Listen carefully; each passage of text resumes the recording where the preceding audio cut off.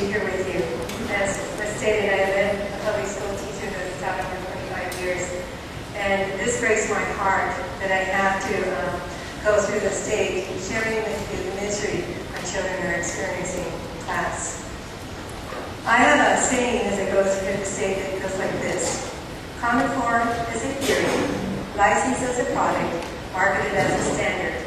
And you wonder why I say theory. Well, theory is an idea, but a theory has to be tested to be validated. And as Sandra nicely put it, it never went through that process. It was put together in 6 months.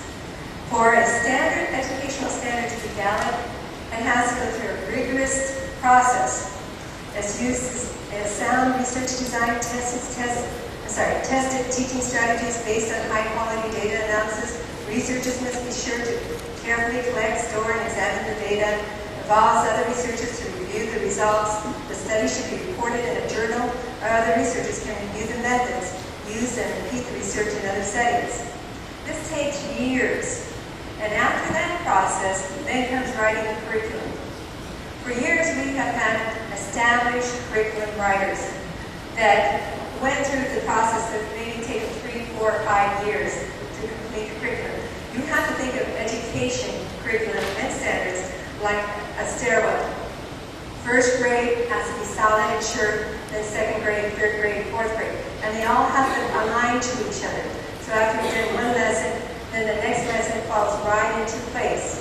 And that's impossible when you've written the standards in 6 months. And what we lost because of that is that now anything goes. Anyone can write Common Core curriculum, we call it Common Core Line.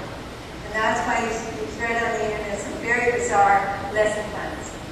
And the thing is my school district has decided they're going to write their own curriculum. Now the thing is that if my district's writing their own curriculum, and other districts are searching throughout the state or throughout this nation for curriculum, tell me, how can we all be in alignment? You see what I'm saying? Because everyone's going about it in a different way to meet the standards. A good example for my district is that they've taken the word proficient and changed it to adequate. Saying that, and I called up the district and I said, why did you change that vocabulary word? I mean, that word specifically, because proficient means you know it, you're strong, you have security in it. Adequate means you're barely getting there. You're just starting. And the person says, well, we believe that's what the standards are saying. So they changed our whole report card system. Now, I am in the union. I called up my union rep and I said, okay, what rights do I have? Because I ran for state superintendent 4 years ago. I knew this was coming down the line. And I was out there publicly telling you about Race to the Top and what the damage it would do. My district is one of the 8 districts that accepted Race to the Top without a waiver. So we've been through the process, and what happens if you're not aware of that waiver, it ties teachers' evaluations to the test. So, you know, you've heard out there, well, we got to look at the test and just make sure the teachers are in line. But the thing is that if you're giving us standards that are a failure, of course our tests are going to be a failure. And then that means my job. So there's teachers out there. There's an organization called BATS, California BATS, and throughout the nation, they're coordinating together to fight against Common Core because we see the faults in it. Now, I once called it a theory, and then the other part, as Sandra pointed out, is that Common Core never went through any of this process. It was developed by 60 individuals that were test makers, test publishers, and educational consultants, and only one teacher. It was never benchmarked internationally, nationally, or by the state. As I said, it took 6 months to put together. And the importance of that, it wiped out any protocol that once gave a solid foundation for the child's learning process. This is why you will see everyone getting on the bag when they're writing curriculum.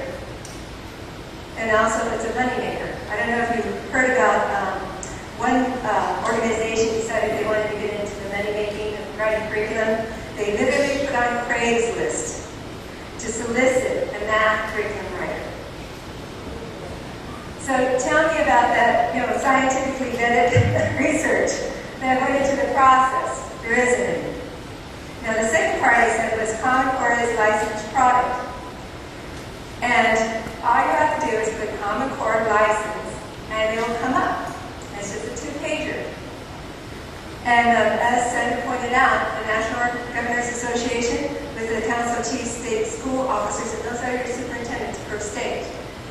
California elects their superintendent, while other states may be appointed by the governor. And if you're not aware of it, they're trying to make this position appointed by the governor in our state. And we have to fight against that because we'll lose our representation. Now, when it's owned by a product, that means in their license agreement it says that you have no rights.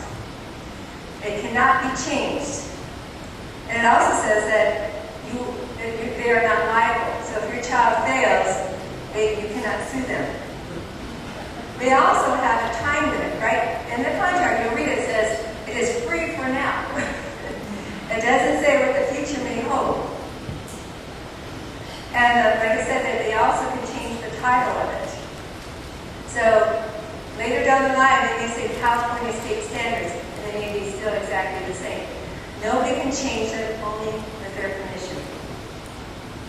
Now the last part is that I said Common Core is being marketed as a standard, and in reality, it is not a standard. When anyone talks to you about Common Core as a standard, you immediately say, oh, you mean Common Core the theory. And then that's going to open up the discussion for you.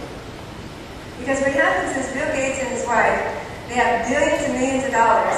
What they did literally with Achieving is that Achieving went to nonprofit educational organizations and says, don't you buy Common Core? 1 million. Don't you buy Common Core? 1 million. And he just kept going like this. Achieving did. And TTA got on board. They received money. The National Education Association received money.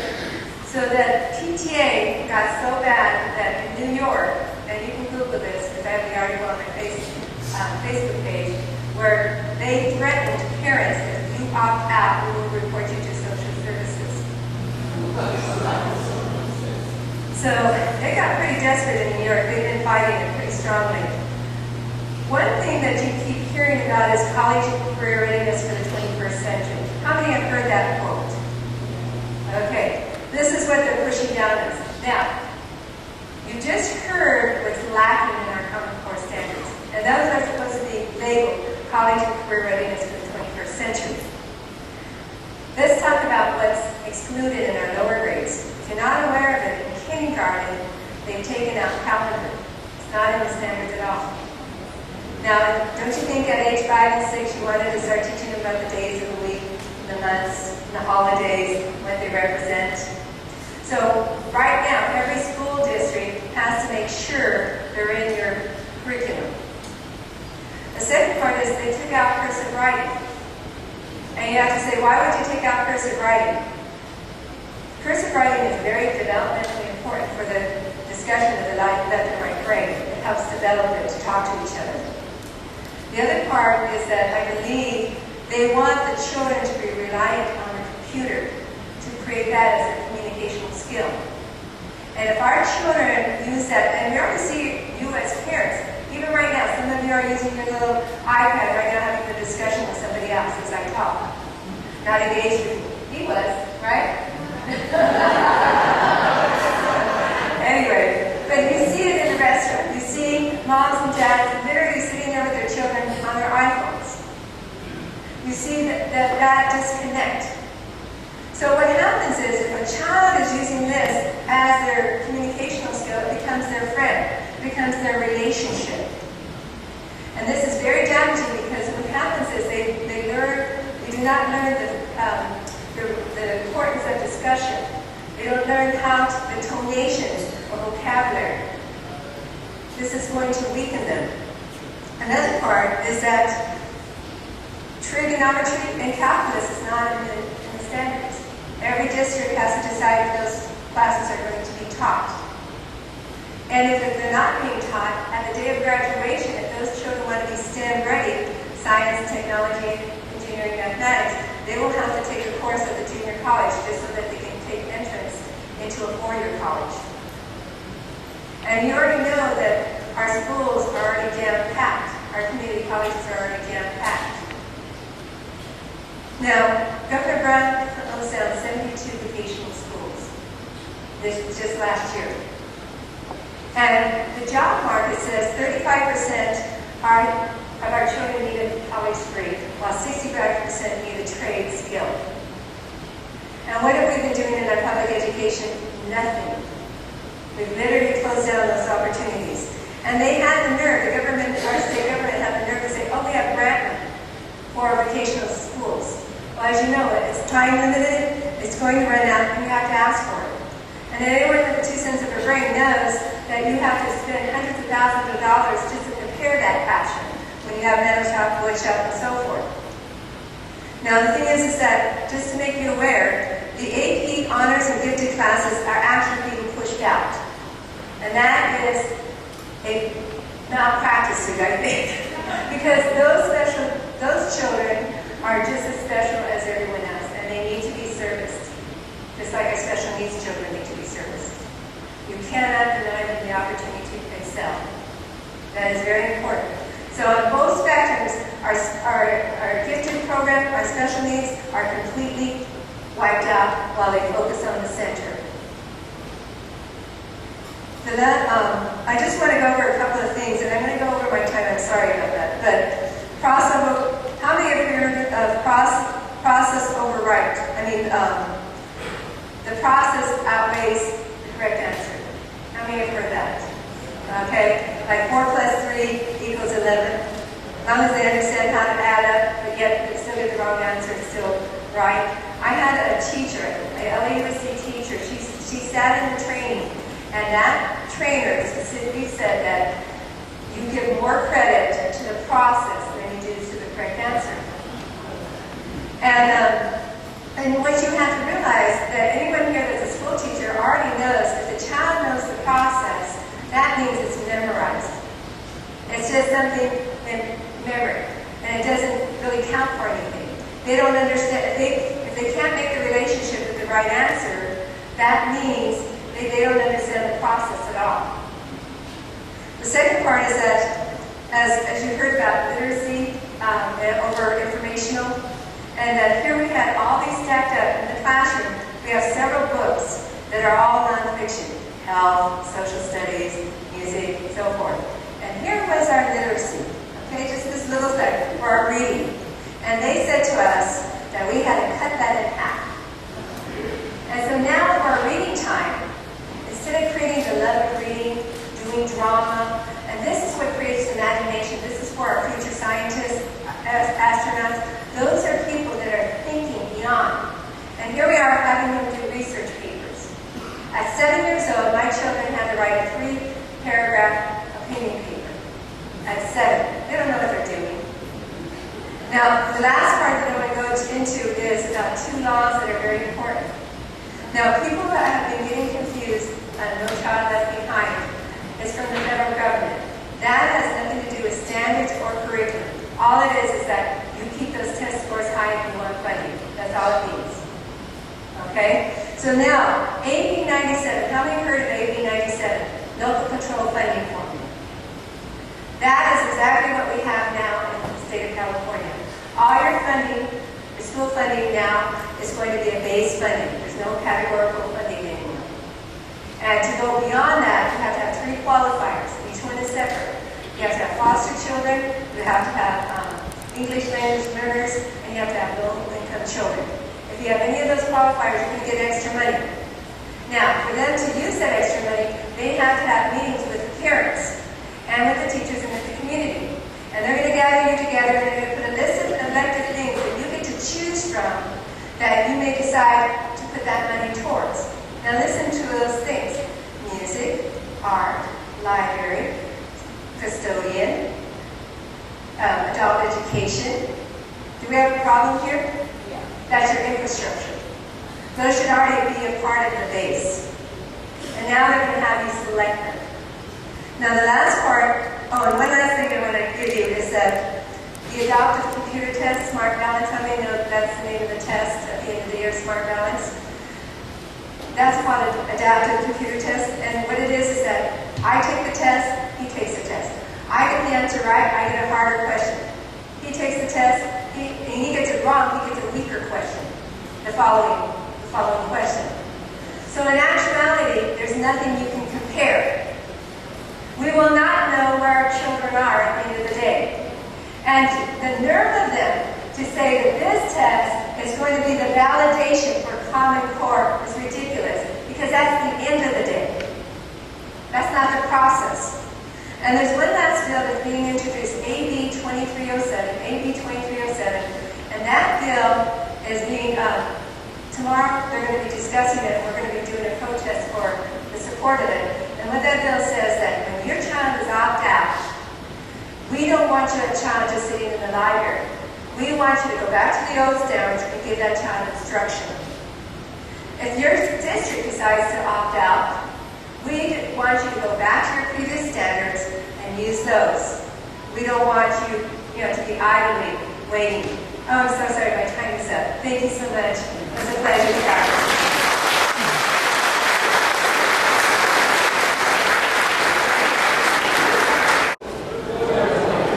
It's great to have you all here.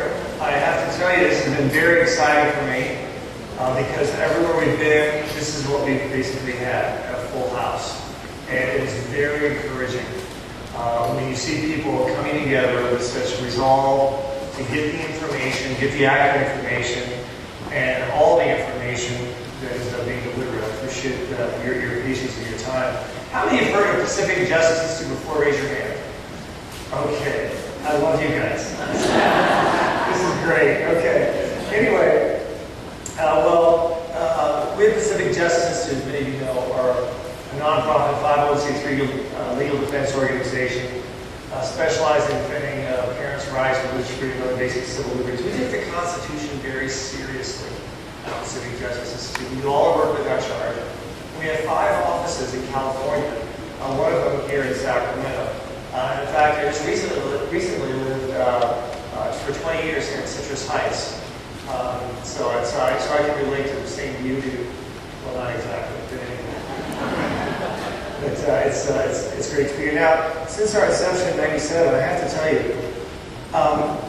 Common Core really, because of our inception in '97, Common Core has really not taken me that much by surprise because of what we've seen historically. Let me give you a little bit of brief backdrop. Where's the timer? Where's the timer? Oh, right there? Okay, gotcha. Will you give me some cards? Yeah, okay, good. I love that. Okay. So, let me give you a little history. About 17, 20 years ago, there was a test called the class test. Do you guys remember that at all? Okay. Yeah, this was a new standardized assessment test. And this was the news that there's some problems with this test. One of the problems is the fact that parents were not allowed to ever review the material or the questions before or after. Only a very exclusive few with the Department of Education of California had that privilege.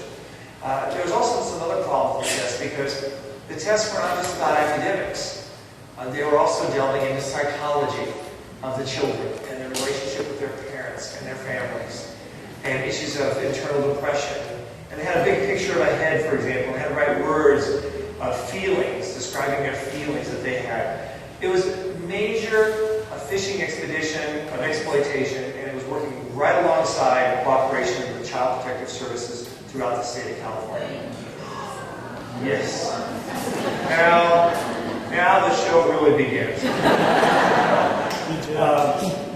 Then anyway, so this is what was going on. And there were a lot of parents out there who were really concerned naturally, and they weren't getting information. Well, we had someone who I call our deep throat, if you will, or stealth person, slide us copies of some of the test material under the door. And we went into court. And in 4 separate counties, we got a Superior Court judges in 4 separate counties to grant preliminary injunctions protecting the rights of parents to opt their children out of that test completely. In fact, I was there in one court in Fresno County Superior Court, and the judge says, I've seen some examples of some test material here. I'd like to have all the tests provided to me. And the attorney for the California Department of Education said, I'm sorry, Your Honor, but you can't have access to those. That was the wrong thing to say. And I just didn't say a word. I was just watching everything unfold. It was beautiful. Okay. So anyway, big long story short, she provided all the tests, and the judge looked at them and says, I'm granting a preliminary injunction. This is not just academic, this is psychological in nature. Parents have a right to opt their kids out. And it went viral, and not viral, because we didn't have that back then, but it went all over the place, and in some school districts, over a third of the children were opted out. The class test was gone. In other words, they had to start over, and they brought up what's called a Stafford 9, a very good academic barometer of testing. But because of the voice of the parents opting out, pulling their kids, because of that, the test became gone. And we had to be complete refiguring. Now, by the way, it was so interesting when I was debating this question. I think it was a representative of the Higher Education said, quote, "Do you mean to tell me that you think parents know more about what's best for their children's education than the educational experts in Sacramento?" Anyway, but whether you're a parent or a teacher, you want to do what's best for the kids, and you want them to be educated, and that's where we're having problems. What are some, and by the way, we have some other examples of breach of parental trust that have taken place. I don't want to get into some of the issues here, but too much of it, like AB 1266, the new law that we're dealing with, we're trying to contest, that allows boys who have gender identity dysphoria to go into girls' locker rooms and showers at the same time the girls. Some parents really object to that. And even if you do, but even if you have a child who has gender identity dysphoria, you still want to have some say in whether you can go in. This new law prevents you having any say over whether or not your child does it. So these new breaches of parental trust, combined with what was already mentioned, has added a great whirlwind taking place, and I think that's one reason why you're here. Now, what do? Let's talk about some practicalities. Yes, you can move to Texas. How many of you have lived in Texas before? Okay, that's why you're here. I used to live in Texas. Wonderful people, love the Bluebell ice cream. That's all I know. Okay. Now, but you don't want to move to Texas. So what do? First, number one is you need to stay alert. This is an excellent first step. Okay. As you can see, this is very substantive information. There's a lot of real substantive information. And you want to stay alert. Get that information. You can do that by going to checking out websites, a number of website organizations. Also, in your little flyer there, you'll see a sign-up sheet for this organization. Please take the time to fill it out. That's important. In addition, you'll see another sign-up sheet to stay alert, and that's the one for Pacific Justice Institute. If you guys can take those out just to placate me, so did anyone get one of these? Go like this, just so I can feel. Okay, okay, good. That's really good. Okay. So if you guys can please try to fill both out, that would be great.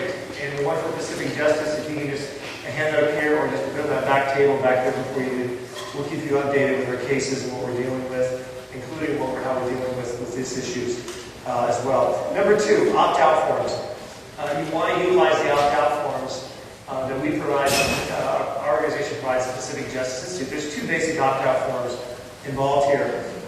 One is dealing with what's called the California Common Core Data Opt-out Form. And this explains something I'm going to go through real quickly. It says, please take notice that pursuant to California Education Code sections and USC section 1232H, my child is to be exempt and excused for the following activities. Number one, taking any and all statewide performance assessments. That's your right. Got it? I mean, that is your right. If they try to deny it, don't get worried and huff over this. Just give us a call. Okay? We have our faith. Okay, no. We have our faith. Okay. Number two, it also says the administration may test, questionnaire, survey, examination, or evaluation containing any questions or items relative to my child or my personal beliefs or practices in sex, family life, morality, or religion. Boom. They can't do that. This is opting a child out of that. Also, with test, examination, assessments dealing with honesty, integrity, social ability, self-esteem. That's California Education Code 60614. Then you also have the administration of surveys, analysis, evaluation that reveals political affiliation, mental or psychological problems with my child or family, illegal and antisocial, self-incriminating or demeaning behavior, close family relationships, relations with lawyers, physicians, ministers, religious practice, affiliation, the release of my child, or income. So, I think we covered all the bases. It's very solid. We've used it, and we are pledging to defend you and to represent you without charge if you utilize this. And so we strongly recommend you get a copy. You can get it from our website, pacificjustice.org, for free download. All of our stuff is free. Everything is free. I'm a lawyer. You're not going to trust me. It's free. Another concern we have is, of course, with biometric data, specifically how that's taking place. There's another separate form we have, and that's called the Notice for Reasonable Expectation of Privacy. And this is something you can download from our website as well. It has information on it that basically says, in a nutshell, pursuant to AB 1266, it says, you are not allowed to, my daughter or son, under no circumstances shall be allowed to have to undress, be in the same locker room or showers or bathroom with the opposite biological sex. In a nutshell, has a number of legal provisions that we lawyers put in there to make it all tight. But it also has a clause dealing with biometric data. What it says is, basically, is that biometric data devicing is not allowed to be used for your child, which deals with iris scans, DNA, pulse, fingerprints, and a whole list of other kinds of new things. Now, is that because that's being utilized right now, and this is a conspiracy, and they're going to, have radar going to your home? No. I'm not there, okay? But it is a reality that this does exist. It's also a reality that there have been write-ups and actual articles discussing the usage of this for purposes of maximizing the understanding of a child, their feedback, and education. That's nonetheless very important. Now, why is it important to protect your privacy? Even for the biometric data, which we may see coming down in the future. First is because of the fact that the material may end up on a federal level. It's illegal for the state of California to ever provide statewide assessment material to the federal government that reveals in the context of your identity of the child. So what do? They have these codes for each child. No problem. Everything's safe now. And like these codes go to a third party and then go to the federal government. Still codified. Let's see. Don't worry, because I'm sure that the Pentagon and the financial industry have no difficulties at all maintaining the secrecy of their code. Okay. So that inherently, to me, not to be a worry. I think rationally, there's actually have some apprehensions there that material can be available. But even more troublesome is the fact that this information can be available as being to the state itself, and if this information can be accessible with regards to potential child protective services review. That's a serious concern, very serious concern, I believe. So potential with regard to the material information that's provided. And so what I recommend, frankly, is that parents strongly consider opting their children out of the statewide assessments. Is that going to opt your child completely out of the Common Core? Well, if your child's in a public school utilizing Common Core, the public school district is going to have to to take a step out of it and try to do something different, and that's going to be very problematic. That's going to be tested eventually, I believe, in the courts. But right now, I would say it can be very problematic. The position of the state and the Department of Education is that school districts have no choice at all, and yet I believe that's going to be farmed out. I believe we're going to see it tested in a number of states. But parents, at the very least, like the last test, have the right to opt out. Is that my phone? Okay, good. It's your phone. Touche. Okay. Anyway, so so those are some things that you can do, and I think are important. Also, parental curriculum book review process. You're entitled and protected under California law to review all your children's curriculum and books prior to the beginning of the school year. That is your protected statutory right, okay? And they have to accommodate that, okay? So if you have any difficulties with that, just give us a call. Seriously, just give us a call. And then also you have another issue. Some of this material is on the computer. It doesn't have this, is immediately reviewable, right? That's one of the big concerns, and that's something, frankly, that we're working through as to how far can we apply the statute practically if this information is not available, if it's conveyed to the computer, and it's not something that is reviewable, if you will. That's real problematic. In addition, parents can establish a parental review committee.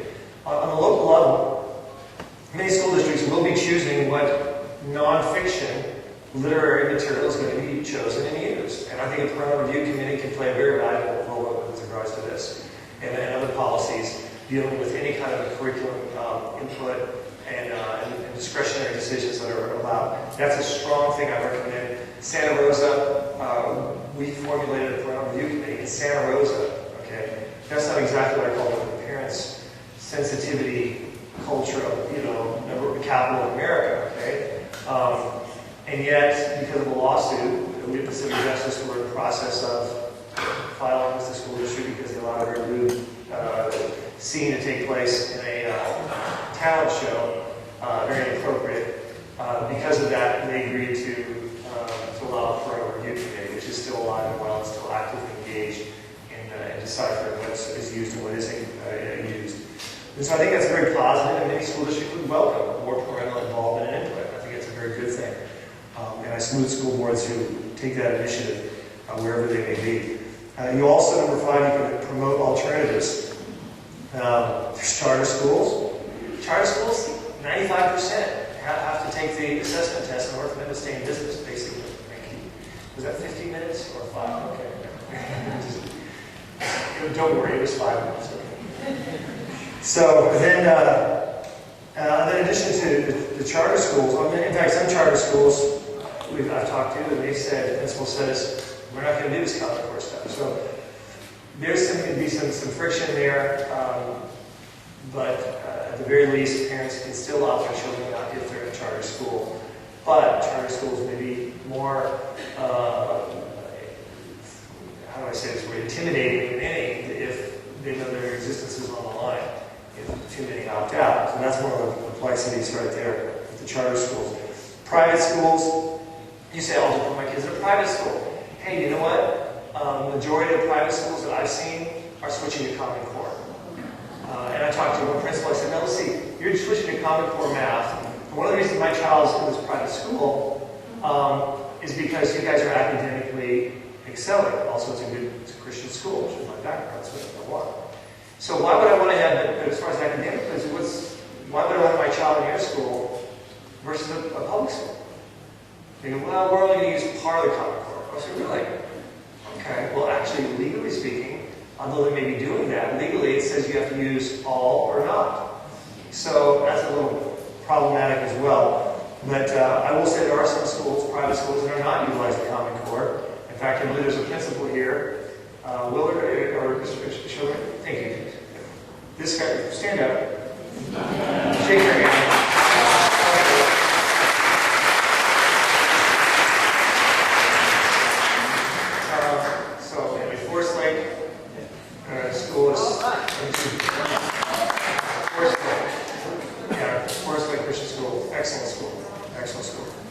And so there are schools out there doing that, and I think you need to take the time to compare those to your schools. Homeschooling, you can homeschool, that's legal. You can. In fact, the Pacific Justice Institute defended a homeschooling case about 4 years ago with Michael Ferris. We teamed up, and because of that, homeschooling is decisively legal here in California. Homeschooling, the assessment test is another issue. The SAT, the ACT are being converted to Common Core styles. You can try to get into colleges without using that. I think some private colleges, for example, have interviews like the old days. That's a possibility. You could also send your kids to other states like Texas, or have them take standardized exams in other states that aren't using the Common Core, that may have adopt alternative standardized tests, which I think they will. Or you can have preparatory testing before the SAT, so they can learn the stylistic kind of questions that they come into play as Common Core. So also you can adopt model policies. We at Pacific Justice have model policies for school boards to adopt. They can help with a number of different parental rights issues, and we'll get into it for the sake of time, but including the rights of requiring children to have written parental consent to leave campus, except in cases of medical emergency. I think it's a wonderful policy. Most school districts in California allow kids to leave campus for confidential medical services, abortions, or contraceptives without parents even knowing about it, and that doesn't have to be. So we have a number of corrective policies that our parents try. So you may agree with these or disagree with them, that's totally okay. We just want to empower you as parents to be able to take action as you see fit, okay? And then we also have teacher assistants. You can still be a volunteer to be a teacher assistant. Public school teachers, they need people to help all the time. It also gives you an opportunity to really know what's going on. And then finally, citizen involvement. Both in Sacramento, in helping people get elected in Sacramento, that on both parties, on both sides of the aisle, that understand the concerns of Common Core, and also on a school board level that understand what it means to protect the children, the academic levels, etc. One of my two major concerns with Common Core is not the privacy, that's a concern. My biggest concern really actually is with regards to the academics. One, unquestionably, is the fact that the math will be at a lower level.